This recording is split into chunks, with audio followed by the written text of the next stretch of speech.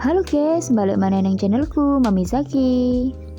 Dino iki aku tadi masak sing simpel-simpel ae ya guys, bahan-bahane wis tak cantumno kabeh ning video iki.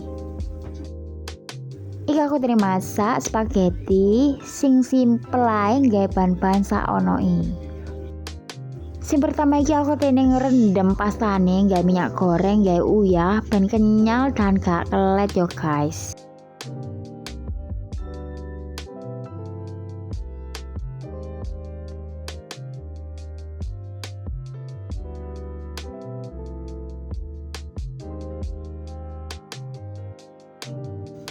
Iki kurang lebih tak godhog iki 2 abad. Tahap sing keloro aku nggawe caos yo. Sing pertama tak tumis iki pitik-pitikane ana rong kintal.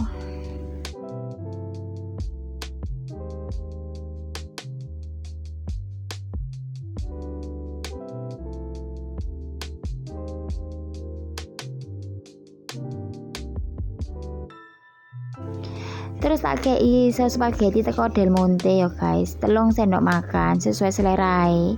Iki karena aku gawe 2 porsi. Terus tak kecruti saus tomat 2 sendok teh.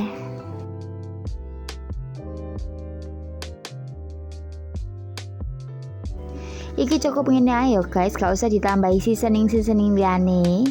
Langsung tinggal mamam. Endulita.